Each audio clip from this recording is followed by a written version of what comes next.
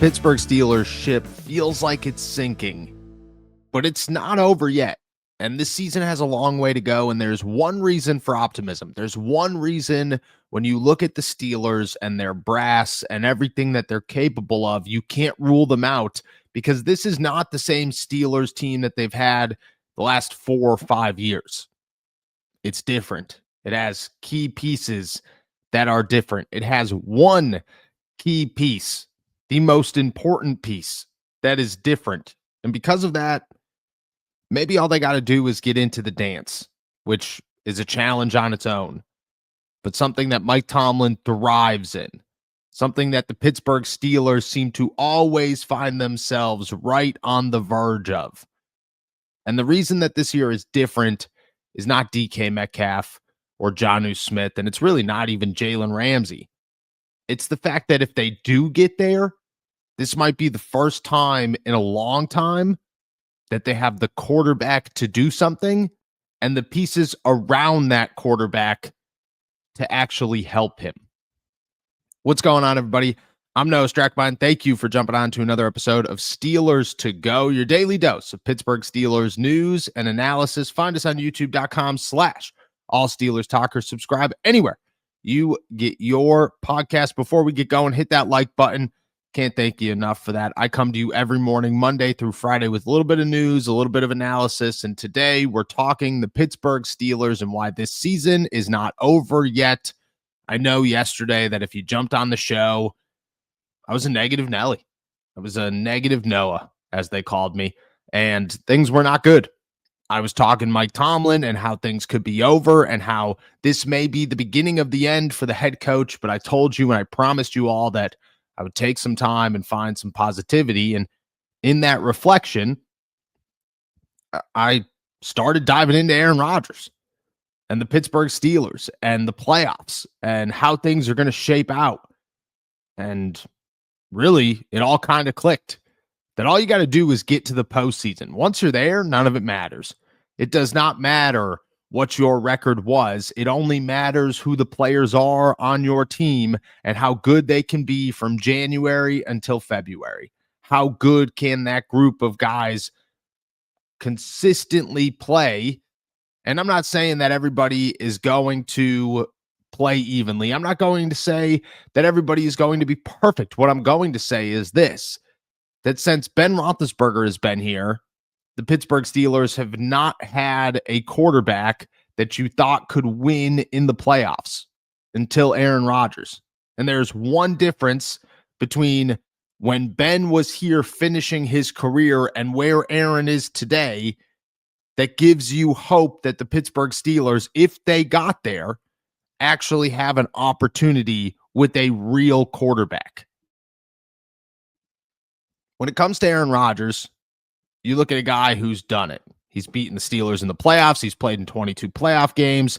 He's got 5,800 yards, 45 touchdowns, 13 interceptions. He's got 100 career passing rating in the postseason. And I get it. He hasn't played a playoff game since 2021. But it does not mean that he is not a playoff-worthy quarterback. It simply means that he hasn't been on playoff-worthy teams. And that's where him and the Steelers kind of felt like a perfect match. Because in the offseason, the Steelers were a playoff team. They were a team that has a 9-8 record, that is always looking to win a Super Bowl, that is never satisfied with mediocrity or amateur level play. And even if they end up 9-8 every single season and people are talking about how that is just not good enough, you also have to firmly acknowledge that that is not middle class of the NFL. 9-8 is not, oh man, can't believe that they only went 9-8 again. I get it. You want more. Everybody should want more. The Steelers want more. And 9-8 is not an acceptable outcome every year. But it's also a promise that if you do have somebody like Aaron Rodgers, that you're at least going to give him an opportunity to get to the dance. And if you guys could get to the playoffs, if the Steelers could find their way in, then maybe they have the quarterback to pull it off. And that was the conversation in the offseason when Aaron and the Steelers were trying to decide if they were the perfect fit. Yeah, he could have went to Minnesota and probably wanted to go to Minnesota. But when he looked at the grand scheme of things, he wasn't winning anything in New York. Getting out of there was a blessing. In Pittsburgh, he's got a head coach that is always, always, always competing for a playoff spot.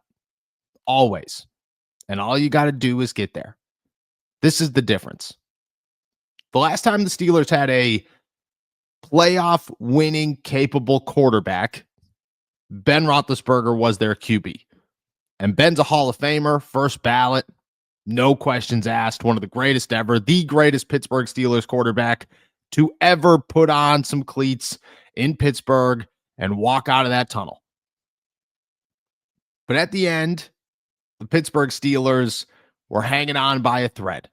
And that thread was Ben Roethlisberger, because that team was 5-11, 6-10 max. It was not good. With Ben there, they were capable of winning. They were capable of these 2-minute drives. They were capable of drawing plays in the dirt. But let's be really honest. If it was Mason Rudolph, if it was Kenny Pickett working behind Kendrick Green, Dan Moore, Trey Turner, Kevin Dotson, and Chuks Okorafor, with no running back, because Najee was a rookie the 1 year and had a great year, but after that was so banged up that you watched everything go downhill. No disrespect to Najee. That is purely how bad the Steelers' offensive line was. And no wide receiver core. If you have all of that, or none of that, you're not going to succeed. The Steelers this year are different. The Steelers this year are a team that is not perfect by no means and has their flaws. But Aaron Rodgers has a much better offensive line than Ben Roethlisberger had the last 2 or 3 seasons of his career. He's got a running game that is averaging 5 yards a carry, which is significant. He does not have the receiving options, although maybe MVS is the answer at number 2. But to be honest with you, DK Metcalf is significantly better than the Juju Smith, Chase Claypool, Deontay Johnson trio of wide receiver 2s that the Steelers had many moons ago. You just got to figure the rest out. And maybe Aaron does.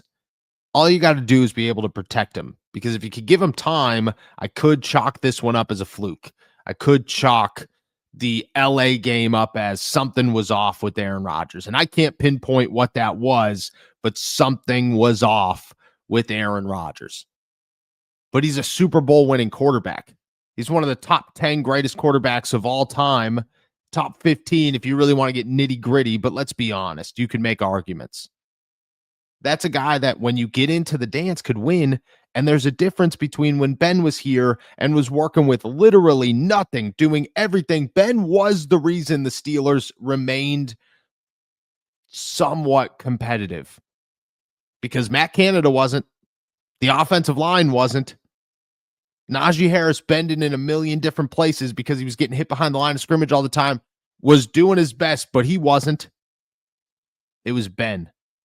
And this year, if he could get there, you have Aaron Rodgers, who is the equivalent, with a better offensive line when they play well, a running game, and hopefully, a DK Metcalf and MVS combination for 1-2 with Calvin Austin and Roman Wilson as the 3 that you feel significantly better about. Maybe at some point they realize Pat Freiermuth really is tight end 1 and Darnell Washington really is tight end 2, and Jonnu Smith is just the oversized athlete that should only be used as an oversized athlete. Maybe that's the case. And I don't know if the defense ever clicks. I have no idea.